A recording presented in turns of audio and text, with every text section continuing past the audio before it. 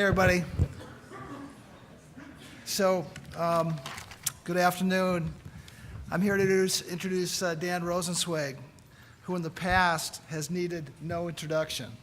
That's a little inside joke between Dan and I because he had nobody to introduce him for, I think, 3 years in a row. So anyway, I'm here to have that privilege. So Dan and I have been good friends for a very long time. We've also been a shareholder in Chegg. And Dan has been an important person at this conference from its very beginning, talking the first year to a half-empty room and warning anybody who would listen that students think their schools are failing them. Over the years, I'm grateful that Dan has grown with us and chosen to use this platform to spotlight areas that are desperately in need of our attention, asking tough questions about who's to blame for the skills gap, how college ratings are created, how college, last year where he made a call that higher ed is in the midst of a bubble. Dan is the CEO of Chegg, an educational service company that reaches 40 million users, where learning and scale through the company's platform includes Chegg Study, Chegg Tutors, and EasyBib. Dan has a passion for improving outcomes in higher education and personally sits on the board of trustees of Colgate and has been an active donor to his alma mater, Hobart and William Smith. And over the years has sponsored meaningful internship programs for dozens of deserving students. I'm looking forward to his talk today as he represents the student voice, has been helping us to spotlight on issues from student perspective, and he continues to ask the tough questions and challenges to find better ways to teach and support students in an ever-changing economy. And before I ask Dan to come up, I know you've been sitting for a long time. Why don't you stand?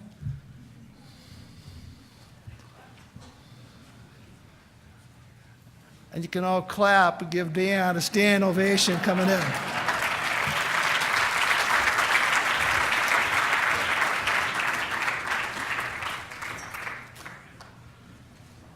That's the cheapest way I ever got a standing ovation, but I'll take it.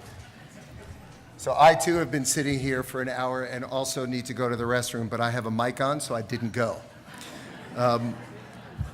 So you can gear yourself up. I got about 25 minutes of prepared remarks, and then we'll take Q&A. And I want to thank Mike and Deborah. This conference has grown to something pretty remarkable, and giving small companies a platform to meet people and discuss issues and learn and connect has exponentially helped our company grow and go through a very difficult transition that we did as a public company. So I cannot thank them enough. Whether you agree with everything or don't agree with everything said here, it's all got to be said, and we all have to discuss it because we are in a crisis. And as Mike mentioned, we spent a lot of time over the last couple of years being the voice, representing. We're not the voice of, we represent the voice of the students because, as you'll hear in their prepared remarks, our reach has now reached about 40 million people a year and 10 million a month. So the reason we get the opportunity to talk about this is because we have these relationships and they share them with us. So with that, let's get started. Okay, learn something about teleprompters. I can't see them with glasses. It's the economy, stupid. That was the theme of the Clinton campaign because back in 1992, the economy was all that mattered. A generation later, it was a different candidate who may have used different and slightly more colorful words, but it turned out to be the same issue that mattered to America, which is the economy. The voters' message was clear. The economy is no longer working for a whole lot of people, and it needs to be fixed now. And I think if you listen to the previous two panels, I think you can see that this is a consistent message that I think people are willing to talk about now. Our economy is clearly in transition.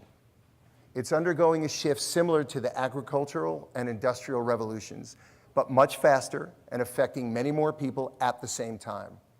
This revolution, which we and others call the digital revolution, operates according to Moore's law, which predicted processing power for computers would double every 18 months, changing the world we live in by disrupting just about every industry and job along the way, and seemingly and frighteningly all at the same time, which I think many of us feel today. When you strip away the rhetoric about who and what is to blame, and we heard a lot about that in the election, what you see is that technology is both the culprit and the solution. Whether it's more of one or the other really depends a lot on the stage of life that you're at or the industry that you work in. This is scary stuff. People are worried about their futures and their children's futures. It's harder than ever to predict which jobs in which industries are safe anymore. They're worried about whether the American dream is still there for themselves or for their families. Think about the headlines that we're seeing every day. Driverless cars, artificial intelligence, drones delivering to your doorstep, robots. These technological wonders are exciting to some, but to many more, they're considered job killers. The robot revolution is expected to cut deep into industries that we once thought were immune from all this. Customer service, truck driving, banking, journalism, healthcare, even flipping burgers. It's no wonder that people are scared. PwC said in March of this year that automation could replace up to 40% of all US jobs by 2030. That's just 13 years from now. The world's biggest money manager just announced plans to replace traders with algorithms. The Goldman Sachs Cash Equities Trading Desk once employed 600 traders. Today, that number is just 2. Pharmacies are, and I don't think anybody cares if they lose their jobs. Clearly an ad lib. Pharmacies are now relying on robots to fill our prescriptions. And the AP story that covered Chegg's earnings just 1 week ago today was actually generated by a machine, and no human being ever looked at it or touched it. And so therefore they, of course, got it wrong. And Jack Ma, the founder of Alibaba, recently said that even CEOs like me will be replaced by robots one day, which is just fine for me as I'm 56, and I've already had the chance to live the American dream. What about all those who follow? What about all of you that are in this room or came to this conference that are just starting your careers or your jobs? The point is this economic transition cuts across every sector, impacting even highly paid, highly skilled, white-collar jobs that were once considered safe. The flip side of this economic shift sounds much more exciting. Experts anticipate there will be close to 15 million new jobs in artificial intelligence and robotics alone. Similar to what we've seen with office automation, a whole slew of existing jobs will be transformed to lead, shape, and deal with all of this change. And in America, education was designed from the start to prepare us to handle these changes, and to capitalize on it. In the mid-1800s, when more than half of the entire workforce was farming, the land-grant system was established to create colleges for agriculture and the industrial age jobs in rail and the steel industries. By the mid-1900s, with the drive to manufacturing, land-grant colleges needed to evolve, and they transitioned to become full-fledged universities and develop curriculum to support new industries like oil and gas, electricity, auto manufacturing, and chemicals.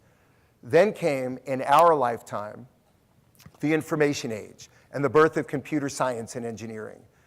With it came exciting new jobs in hardware, software, IT management, along with a new set of highly skilled, highly paid jobs just waiting to be filled by college students. Okay, sort of got to go the other way with the script. Or the other way. Thank you. Education has always served as the cornerstone that supports the economy, as the workforce constantly shifts from needing one set of skills to another. Perhaps it is this foundational role that has allowed educators, administrators, boards, and the rest of us in this room to believe that our industry, education, might be immune from the forces of disruption that are impacting every industry and nearly every job. But it's clear we're not different. In fact, we sit at the heart of preparing people to deal with all these changes. The disruption and the innovation, the breakthrough and the dislocation that are all happening around us every day. In fact, we just heard a panel at the very beginning of this that talked about the need to constantly re-educate people in the workforce. It's because many of them are not coming prepared as they start their first job. So whether we like it or not, it's happening to us. It's happening faster. It's every bit as scary to us as it is to the coal worker who sees a lot more jobs in solar than he sees in the mines. And we're not alone. Music, movies, hotels, books, taxis, news, many other industries, all of them at one time thought they were different. This wouldn't affect them because they played an unshakable role in society. I think we know all of them turned out to be wrong, and some fatally. Even first-generation technology companies are not immune. Sony, Nokia, Motorola, Palm, BlackBerry, remember those names? And even my beloved Yahoo. I can't even talk about it. At one point, each of these companies were a fixture of the internet and the technological revolution. They were going to change the world. But even they failed to adapt. And as a result, many are gone completely and clearly no longer powerhouses in their industry. And in the process, new companies arose, creating new economic opportunities like Google, Facebook, Amazon, Microsoft, Apple. They became so powerful that they're not only the 5 most influential companies, they're actually the 5 most valuable companies in the world. I think Apple passed $800 billion today. They're going to be the first trillion-dollar company. Think about that. It's clear that the new always replaces those that can adapt, and those that can't adapt get either bought or they go away. At Chegg, because we talk about, to millions of students every day, we see the gap between students' dreams and their realities every single day. And we see students striving and working and pushing to develop the skills that are critical to creating the lives that they want and getting the jobs that they need and the futures that they and we all want them to deserve. I think we'd all agree, if we were really being honest with ourselves, and the education industry has not adapted and needs to do it fast. The historical model of the 4 years on-site, high-cost, limited curriculum, fixed schedules, and borrowing money to pay for it no longer works for most Americans. We're at a fork in the road, and it's time we lead the change and restore the link between learning and earning. That's allowed each generation to do better than the one before it. And it's not going to be easy. And there's a lot of work to be done. And there's going to be winners, and sadly, there's going to be losers. The slow pace of the economic recovery has hit college graduates especially hard. Today, half of college graduates between the ages of 22 and 27 are working in the jobs that did not require a college degree at all. And almost 40% of them are making less than $25,000 a year. Imagine trying to live in Silicon Valley on that. Maybe we could live here in Utah, which is beautiful. Makes it really difficult to pay back the loans that are on average are $34,000. And it also makes it impossible for them to be positive contributors to the economy. Now, the class of 2017 has been told that there are more jobs paying higher salaries than the last decade. And we sure do hope so. And I hope so, because my daughter is graduating in 2 weeks. The question is, are American students qualified to fill these new jobs? The jobs will be there, but will they be qualified? Today, there are more than 500,000 unfilled tech jobs across all sectors of the economy, not just in Silicon Valley. And the Bureau of Labor Statistics projects that the US will need 1 million more STEM professionals than we will produce over the next decade. It's clear computer science is fundamental to the 21st century. That's not new information. But I want you to know that we are in no way advocating that everyone needs to get a computer science degree. But there's something desperately wrong with a system that can't produce enough graduates to fill the highest paying jobs in our economy. That's just crazy.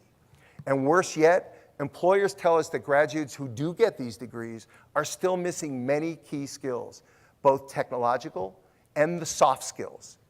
And some of those soft skills you heard on the panel. Here's just one example. We gathered data that compares the number of jobs posting for software developers to the number of degrees conferred. You can see the demand far exceeds the supply.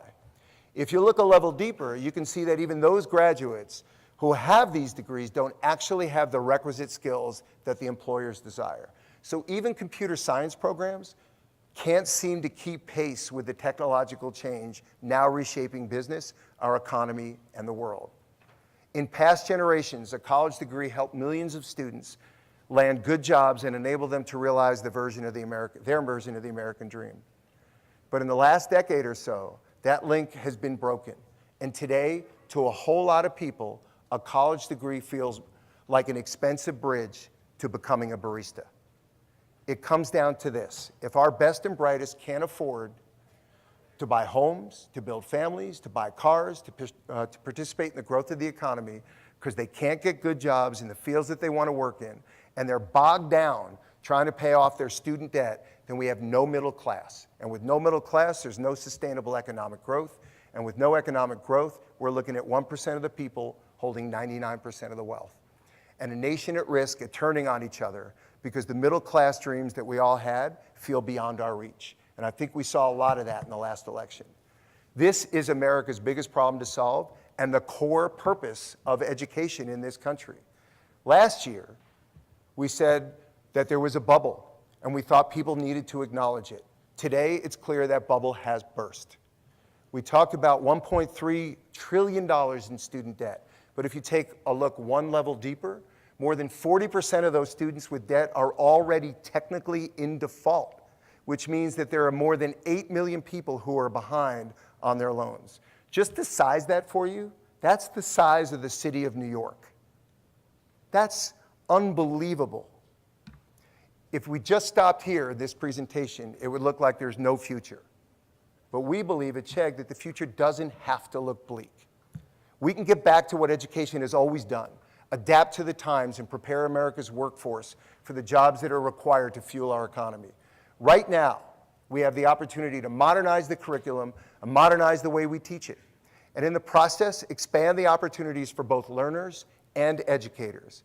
And it's not just about updating engineering courses. Not everyone is going to be a computer scientist. In fact, neither of my daughters, both with liberal arts degrees, has any interest in becoming an engineer, even though they grew up in Silicon Valley. And honestly, maybe that's why. But every single job out there, including writers, artists, designers, TV producers, scientists, now requires fluency in technology to succeed. It's about modernizing the core pillars of liberal arts education. Language and rhetoric and humanities and social science, they are key for most of us to achieve the success we desire. You heard it on the panel where Tony was talking about the fact that we need collaboration and communication. These are more important now than they've ever been. But what is all of that if not social media? It's not the language of rhetoric in the latest storytelling format, right? Isn't that what it is? How can you be a great marketer today without understanding how to use Facebook, Google, Twitter, and Snapchat to reach customers? How can you be a great social scientist if you can't analyze, gather, and interpret data? We're not trying to get rid of liberal arts curriculum at all, quite the opposite. We're working to get people to update it so that students are equipped with all the tools and skills they need to succeed in today's business world, both practical and societal. It's not enough to be consumer of these new platforms and technologies. And we all know every student is, right? We need these students, though, to be able to utilize them and deploy them to the advantages of themselves and their businesses. Beyond just a reimagining curriculum, we need to think about how to deliver it so that we're taking advantage of what technology allows us to do in our everyday life. Offer up more content in more formats at lower prices, on demand, personalized, adaptive, and supported by human help. And in addition to rethinking how we deliver curriculum, we need to rethink the basic fundamentals of a four-year college education. You heard it called on the panel, four-year college education. I think we should start with asking, why do we call it a four-year college education? And why does it take 4 years to graduate in today's world? Especially when an increasing number of students are working either part or full-time and have families, or in some cases, both. Why are we limiting students to taking just 15 credits a semester when technology allows you to expand the number of hours that you can learn? Why does everyone have to learn in the same location at the same time from the same person when everything else we do in life allows us to do what we want, when we want it, where we want it, and how we want it?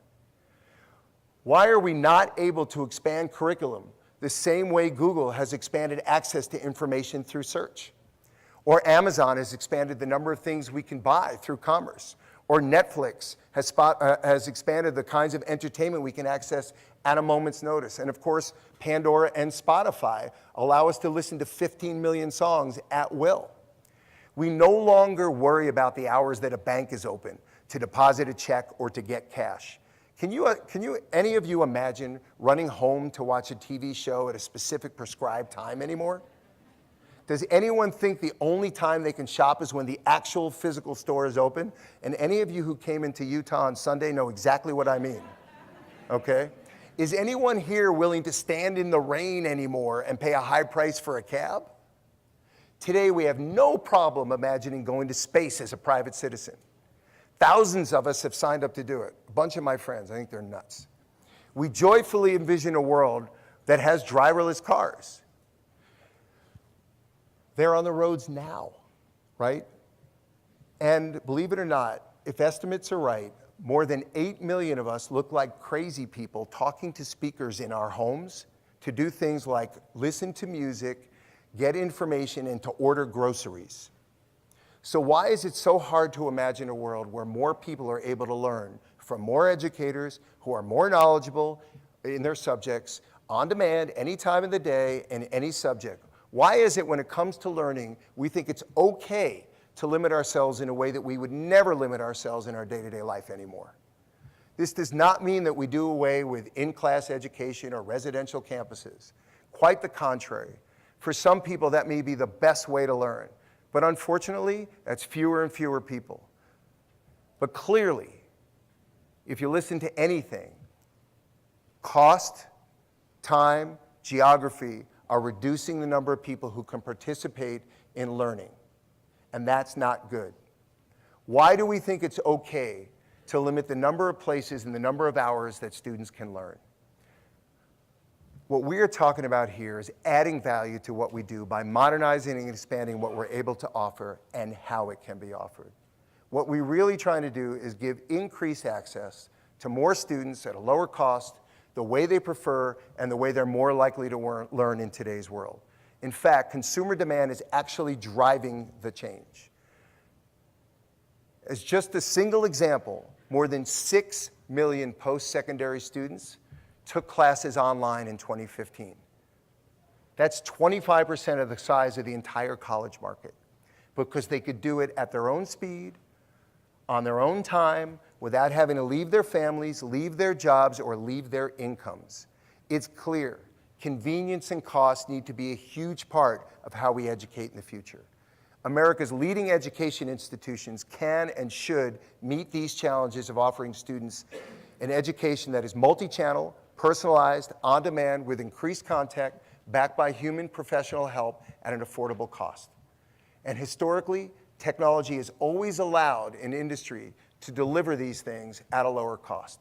Today, you can subscribe to almost every song at $5 if you're a student, or almost every piece of content that you would want to watch for $10 a month. People aren't willing to pay for landlines or cable companies anymore.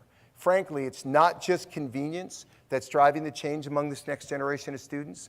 The demographics and the socioeconomic situations are forcing this change. Here are some of the statistics that back that up. And this is really critical, because I don't think our legislators understand who the American student base is anymore. The average age of a college student now is 26, not 20. 40% are actually working 30 hours a week while trying to attend school. Almost 3/4 of them have to have their education subsidized by somebody in some format. And 50% of them, after they graduate, have to take an additional training course in order to get a job or stay in the job that they have. Sadly for parents, my wife and I, 34% are living at home after college, which sucks, okay? That's more than any time in the last 130 years. And believe me, I'm beginning to feel 130 years old. According to a recent survey that we did, less than half of recent grads say the time and money they spent to get a degree yielded a high enough return on investment. Imagine that. Even fewer said that their current income justified a college expense. And this one blows me away. Nearly 75% told us colleges should make major changes to do a better job of preparing students for employment. 75%. Any of you who work on a college campus or are a parent know that getting 2 students to agree on anything is nearly impossible. So when 75% agree on the same thing, the message is loud and clear. Chegg is simply a reflection of the modern student. the way they want to learn, the way they need to learn, and of course, what they're struggling to learn. According to ComScore, I mentioned earlier, Chegg sees 40 million visitors a year and nearly 10 million a month. They've turned to us for almost 100 million pages of education content in the first quarter of this year alone. They've asked over 1 million new questions in the first quarter on top of the 9 million questions that we already have in our database of questions that have been previously asked. And they requested live human help on demand in over 275 different topics in the first quarter of this year alone. All of that was done online, on demand, and on their own schedule. These numbers are staggering, and we're just one player in the industry. When you look at what's coming next, the future could actually look very bright if students are prepared to take advantage of it. Last month, Facebook announced at their F8 Developers Conference that AR is the future. So AR, VR, AI, all these two-letter abbreviations will change the world as we know it. Some of us want to say FU. Yet again, that's pretty powerful stuff for just those two letters, so I'm a little nervous. They represent underlying platform shifts that run across every single industry in this country. Healthcare, manufacturing, transportation, just to name a few. Why aren't they being applied to education? How does that make any sense? It's not like we don't know what's happening. It's not like we don't have a history to prove that we can address it. And if we don't, we lose, and so does America. We even have models from other industries that show us what happens when you do address it and what happens when you don't make the adjustments. Our challenge is knowable and therefore should be solvable.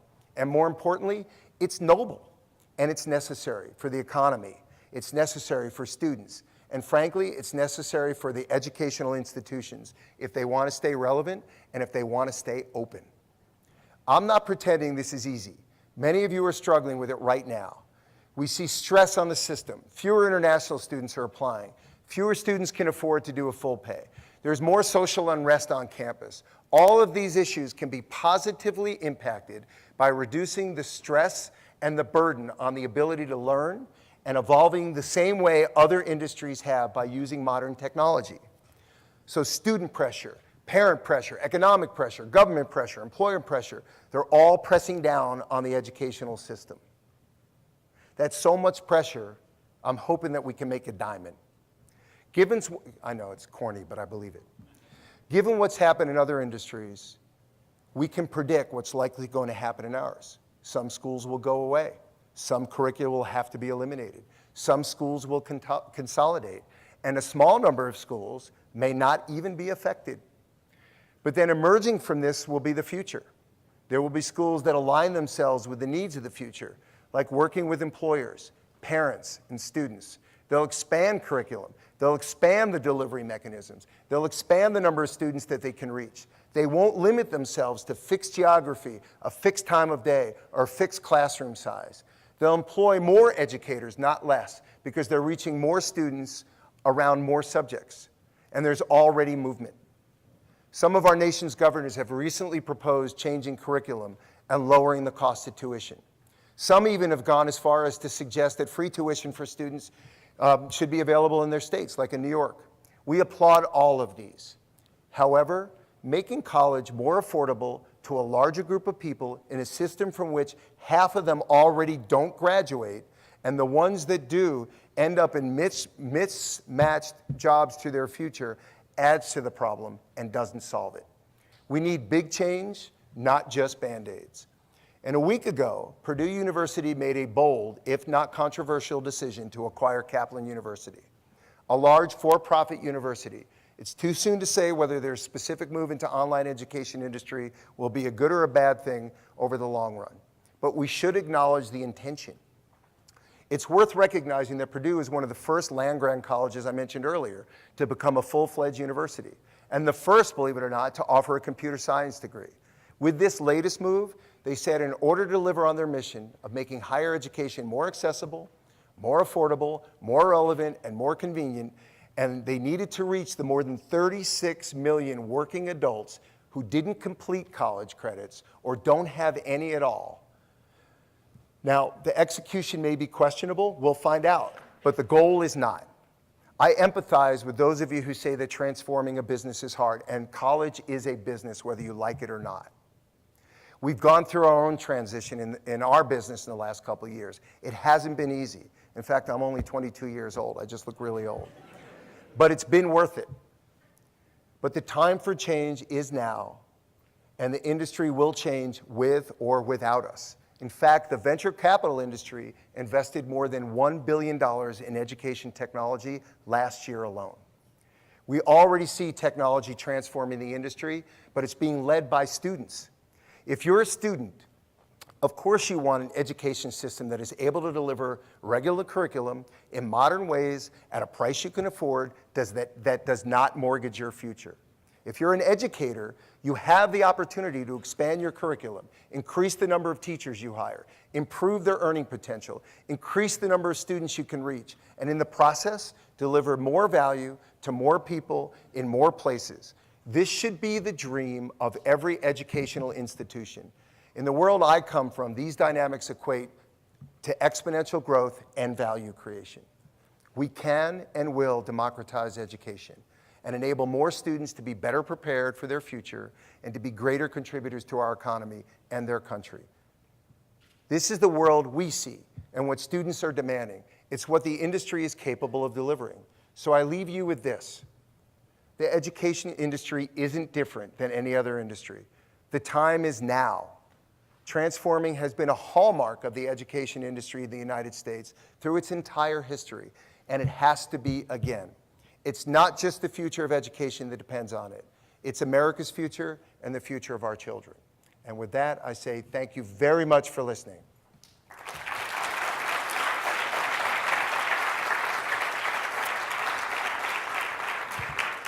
So I know people have been sitting here for a long time, but I'm happy to take questions. Yes?